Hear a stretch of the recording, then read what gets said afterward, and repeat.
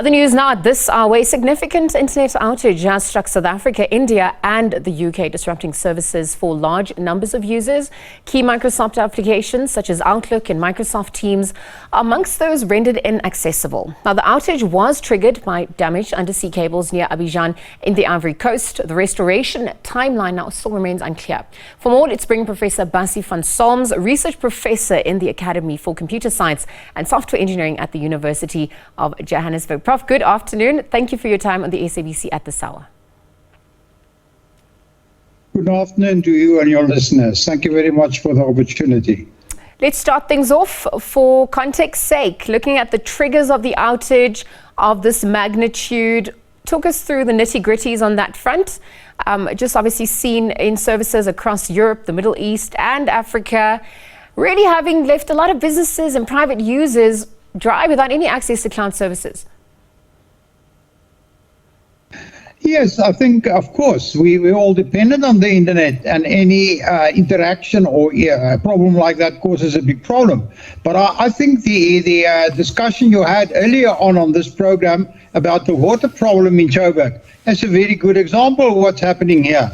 The internet or the internet cables are just big pipes through which the data flows.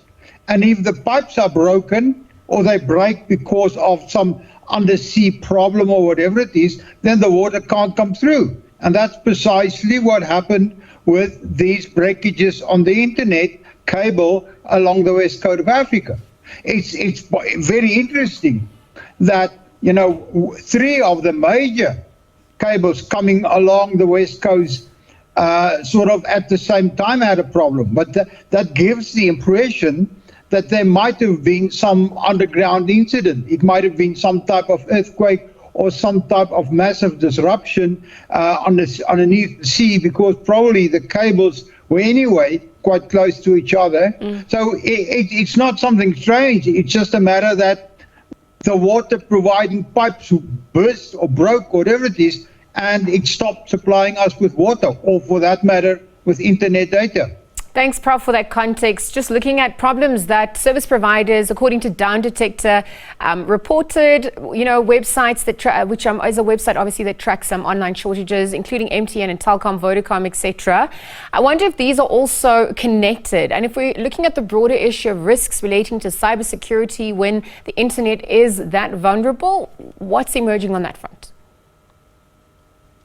I think it's a very, very good point you make. I think we can talk very long about the vulnerability of the internet as such. And I think we are on record, and at the University of Johannesburg, we've done a lot of work in this area about the very, very dependence on the internet, and the matter that we're getting more and more dependent on the internet as such. It's difficult to say why certain services were interrupted and certain not. There are other cables, undersea cables, which could have been used by some other providers. And it may be in this case that Microsoft, it seems like it, that they did use these cables or part of these cables. But as we already saw, they have tried to solve the problem by rerouting the traffic. And that's again going back to the water example. What they did is when the pipe burst, they tried to reroute the water past this breakage by using other pipe infrastructure on other parts of the world. So that is one of the big problems we have to live with. And you're quite right. Companies and businesses and governments and everybody, we are just so dependent on the internet. We're just trusting that these things won't happen. And when they happen, we have these types of problems. So, yes, I think it's a call to action. It's sort of a call to arms saying, yeah, let's think again about this dependence on the internet. There are other ways, of course, that we need not be dependent on undersea water cables or supply cables. We might use the internet or the internet via satellites. Yeah. And that is happening in Africa. More and more countries are using and rolling out satellite connections to supply their internet. But in South Africa, that is not yet the case, because it's not legal at the moment deploy such satellites. But I think it's part of the problem of being too dependent and not making enough insurance that you are resilient, and will never be resilient, totally resilient against these problems, because the internet is just one massive structure which is not controlled by any specific person. And Prof, thank you for speaking to those alternative measures, exploring that, just as we look at the way forward, and just the issue of vulnerability and cybersecurity, given what's transpired. Just from your vantage point, who's taken the biggest knock? I mean, reports suggest that finance and healthcare education, they're the ones that got the most affected. But I want to also look at the costs incurred, the loss associated along the value chain. I mean, talk to us about this in terms of productivity as well, and just also brand reputation. Well, again, a very good comment. I think the loss in production is massive. And although it will be very, very difficult to determine the actual impact financial-wise on companies in South Africa, whether they are in the education or financial sector, whatever it is probably impossible to do. But the fact is, those people couldn't use their computers. And that impacted on their productivity.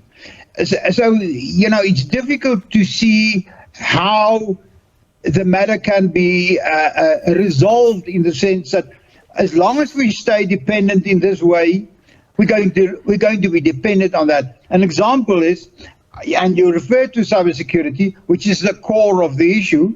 A year or two ago, we had this massive cyber attack on Transnet in the Durban harbour, which took the whole system of the air, the whole Transnet system of the air, and they demanded a price to pay for getting the data back. That had a international strategic impact on South Africa. And that's one of the critical information infrastructures of South Africa. So yes, cybercrime through deliberate random ransomware attacks, or cybersecurity breakages through incidents like this. And nobody can at this point of time say it was a natural incident. It could have been. Yeah. And if you really want to be paranoid, it could have been a terrorist attack, which is possible, although it's very difficult to get to those cables. But the fact is, to restore and repair that break is going to take a long time, because the cables has to be lifted up from the seabed and repaired. So yes, you're right. Many industries suffered, and I think we must be prepared with the rising cybercrime all over the world, that we're going to get more and more of these type of non-availability of our systems, whether it is because the internet is down, or whether it's just because the cyber criminals hacked into our systems. And we had two massive examples in South Africa in the last week or so, with the government pension fund and the CIPC. So yes. We must realize our dependence on the internet.